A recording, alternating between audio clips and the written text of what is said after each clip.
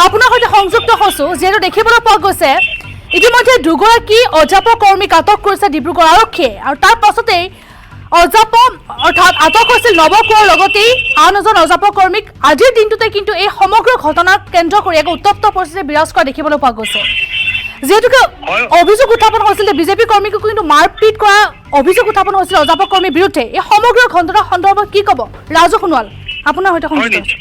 হয় নিশ্চয় বিদেশা আপুনি যিহেতু উল্লেখ কৰিছে এজন অধ্যাপক কৰ্মী ইতিমধ্যে আটক কৰিছে আৰু আটক কৰি লৈ আহিছে, তাৰ পৰৱৰ্তী পৰ্যায়ত আৰু এজনক ইতিমধ্যে আটক কৰিছে।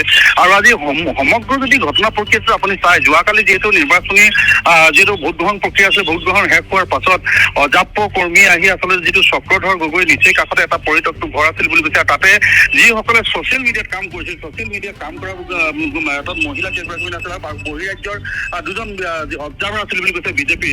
তেওঁলোকৰ মতে আমি জানিব পাৰিছো, কিন্তু তেওঁলোক অধ্যাপক কৰ্মীসকলে একো নজনোৱাকৈ ভিতৰত প্ৰৱেশ কৰি বুলি তেওঁলোকে অভিযোগ কৰিছে। প্ৰৱেশ কৰি তেওঁলোকে যধে মধে মাৰ ধৰ কৰাৰ উপৰিও তেওঁলোকৰ আচবাব বস্তু নষ্ট কৰে বুলি কেনে আমি জানিব পাৰিছো। তাৰ পৰৱৰ্তী পৰ্যায়ত যিগৰাকী লুৰিণ গগৈ লগত যিগৰাকী থাকে, তেওঁ পি এ হিচাপে চাহটো দৌৰে আছিল, স্বাক্ষৰ আহিছিলে, স্বাক্ষৰৰ লগত আৰু এজন লগত আহিছিল। তেওঁলোকে বলেৰ এখন কলা বলেৰ এখন, যিহেতু আমাৰ কালি এম্বুলেঞ্চত দেখা পাইছে অসমৰ আসাম দৰ্শক মূল্য দেখিছে, এই বলেৰখনত তেওঁলোকে আহিছিল। আৰু বলেৰখনৰ অহাৰ পিছত তেওঁলোককো আচলতে বিজেপি কৰ্মীয়ে কোনো নুসুধাকৈ হুৰুট পুচ নকৰাকৈ আচলতে তেওঁলোকে নিশ্চয় বুজাবুজিৰ কাৰণে আহিছিল বুলি আমাক জানিবলৈ দিছে, কিন্তু কোনো বুজাবুজি নকৰি তেওঁলোকৰ পৰা কোনো কথা নুশুনি যিখন কলা বলেৰখন যধে মধে মাৰপিট কৰাৰ লগতে বলেৰখনত যিবিলাক আহিছিল তেওঁলোকক যধে মধে মাৰ ধৰ কৰে। আৰু উক্ত সংক্ৰান্তত আজি পুনৰবাৰ যিহেতু ডিব্ৰুগড়ৰ চক্ৰধৰ গগৈ ঘৰত বিমল বৰা, কেন্দ্ৰীয় মন্ত্ৰী বিমল বৰা, অসম চৰকাৰৰ কেন্দ্ৰীয় মন্ত্ৰী বিমল বৰা আৰু আপোনাৰ প্ৰশান্ত ফুকন, ঋতুপৰ্ণ বৰুৱা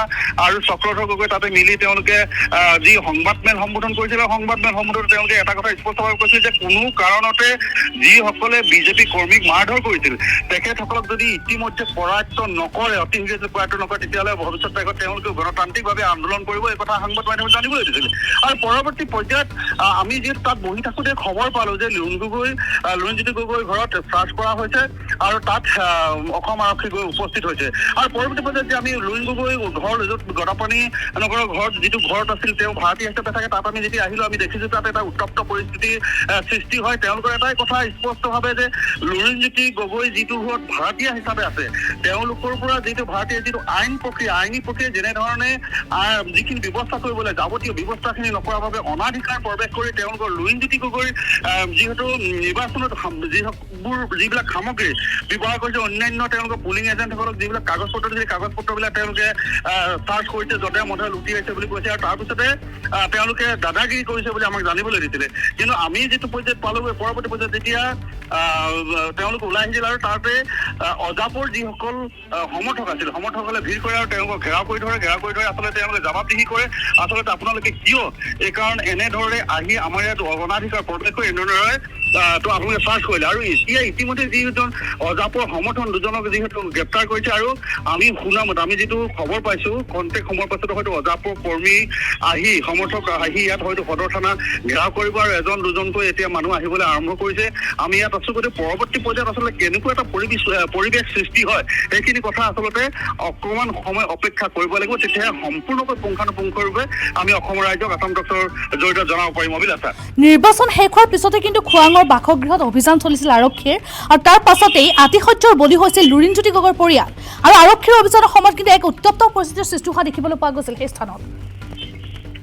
হয় নিশ্চয়কৈ অভিলাষা, তেওঁলোকৰ আচলতে যিটো লুৰিণজ্যোতি গগৈ ঘৰ তেওঁলোকে চাৰ্চ কৰিছিল, তেওঁলোকৰ এটাই কথা, তেওঁলোকৰ এডভকেট এজন আছিলে, এডভকেটে তেওঁক প্ৰশ্ন কৰিছিল আৰু খবৰ কৰিছিল যে আচলতে আপোনালোকে যে ঘৰ চাৰ্চ কৰিবলৈ আহিছে, চাৰ্চ আপুনি অৰ্ডাৰ আনিছে নেকি, তেনেকুৱা ধৰণৰ আইনী যি যাৱতীয় ব্যৱস্থা কৰিবলৈ তেনেকুৱা ধৰণৰ আইনী ব্যৱস্থা আপোনালোকে কৰিছে নেকি, আৰু যদি কৰা নাই তেতিয়াহ'লে আপোনালোকে কিয় অনাধিকাৰ প্ৰৱেশ কৰিব, এনেধৰণে তেওঁলোকৰ লগত বাক বিতণ্ডা হৈছিল। আৰু বাক বিতণ্ডা হোৱাৰ পিছত যিগৰাকী উচ্চপদস্থ আৰক্ষী গৈছিল, যিটো খোৱাং সম জিলাৰ তেওঁ আৰক্ষী বিষয়া আছিল। গতিকে তেওঁক সোধপোছ কৰি তেওঁ তৎপৰতাকৈ ওলাই যাব ধৰিছিল। ওলাই যাব বিচাৰোঁতেই ৰাইজে ঘেৰা কৰি তেওঁক জবাবদিহি কৰিছিল আৰু পৰৱৰ্তী পৰ্যায়ত তাৰে দুজনমান ব্যক্তি আচলতে তেওঁলোকক আহিবলৈ দিছিল, যাতে অপ্ৰীতিকৰ ঘটনা নহয়, অপ্ৰীতিকৰ ঘটনাৰ সৃষ্টি কৰিব নালাগে, তেওঁলোকে অনুনয় বিনয় কৰিছিল। আৰু তেওঁলোকৰ এটাই দাবী আছিল, তেওঁলোকে সংবাদমেল সম্বোধন কৰি তেওঁলোকেও দাবী কৰিছে যে আচলতে আমিও FIR দিছোঁ, আমিও FIR দিয়াৰ পিছত আমি যিকেইজনৰ নাম আমি সন্নিৱিষ্ট কৰিছোঁ সেইকেইজন ব্যক্তিক আচলতে কিয় আৰক্ষীয়ে এতিয়ালৈকে আটক কৰা নাই তাৰো তেওঁলোকে প্ৰশ্ন সুধিছিল আৰু তেওঁলোকে আমাক জানিবলৈ দিছিল। গতিকে পৰৱৰ্তী পৰ্যায়ত আচলতে এতিয়া কি ৰূপ লয় এই মুহূৰ্তত ক'ব পৰা নাযায়। প্ৰত্যেক সময় অপেক্ষা কৰিলে সকলোখিনি কথা আচলতে পুংখানুপুংখৰূপে ক'ব পৰা যাব অভিলেখা। হয়, নিশ্চিতভাৱে কালিৰ দিনটোত সংঘটিত হোৱা মাৰপিটৰ ঘটনাৰ পাছতে আজি কিন্তু একশ্যন মুডত দেখিবলৈ পোৱা গৈছে ডিব্ৰুগড় আৰক্ষীক। এই মুহূৰ্তত আপোনাক ধন্যবাদ জ্ঞাপন কৰি বিদায় লৈছোঁ ৰাজু সোণোৱাল। আৰু এয়া আছিল ডিব্ৰুগড় সংবাদদাতা ৰাজু সোণোৱাল, তেওঁ আমাক জনালে অধিক তথ্য। আৰু এনেদৰে দুগৰাকী অধ্যাপক কৰ্মীক আটক কৰিছে এতিয়া ডিব্ৰুগড় আৰক্ষীয়ে। আটক কৰি ডিব্ৰুগড় আৰক্ষী থানাত ৰখা হৈছে কৰ্মী দুজনক। আটক হৈছে নৱকুঁৱৰৰ লগতে আন এজন অধ্যাপক কৰ্মীক। নিৰ্বাচনৰ এই দিনটোতে সংঘটিত হৈছিল ডিব্ৰুগড়ত হিংসাত্মক পৰিস্থিতি। বিজেপি কৰ্মীক মাৰপিটৰ অভিযোগ অধ্যাপক কৰ্মীৰ বিৰুদ্ধে।